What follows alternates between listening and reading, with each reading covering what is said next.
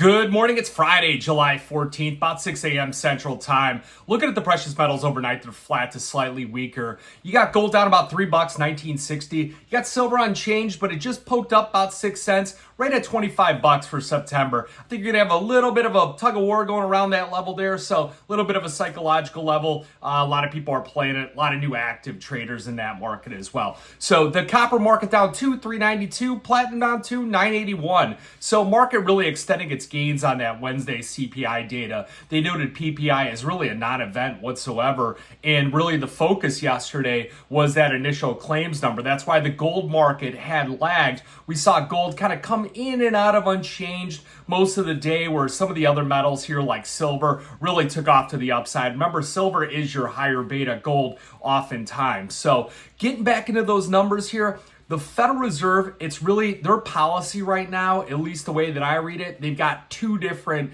things that they're really looking at. They're looking at obviously the inflation data, which has been coming down. Great sign here. We've got only one interest rate hike in the cards on the Fed watch tool. But the second part of it, remember Jerome Powell, he said that we need to see employment data weaken in order to kind of ease off the gas on raising rates. So with that 237 print versus 250 expected, you're going to get a kind of a little bit of an uptick as far as additional interest rate hikes. And that's what put pressure on that gold market yesterday.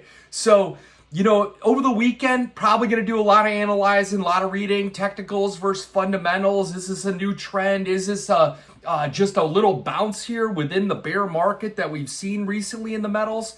And then also going to want to look at the dollar index. Dollar index down 6 straight days. First time it's done that since 2021.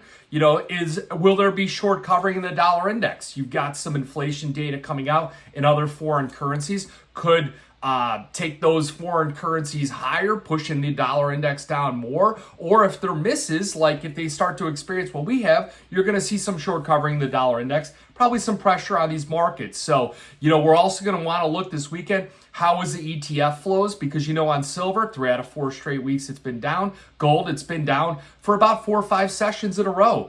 How's the bullion demand? Where is, as far as silver, is it lining up with gold? Is it lining up with the dollar sell-off? Is it lining up with industrial demand? And we're going to want to look next week at industrial production, Philly Fed, initial claims. There's a lot of data that could come out and could really impact this market. 54% of silver demand is industrial demand. Do not forget that. So, those are kind of the things that I'm looking at. If you're in the market, if you caught this move higher, congratulations. If you're overweighted, take a little off. If you caught a nice move and we think that it could break out to the upside, we could see an extension, 2650 on the silver, takes out over there, it's gone. So you're going to want to trail a stop loss on your position. Don't turn a winning trade into a loser is one of the things that all successful traders, they avoid. Turning a winning trade into a loser. So trail that stop loss. If you got any questions, give me a call, 312-858-7303. Remember, futures option trading involves risk of loss, may not be suitable to all investors. Good luck, good trading.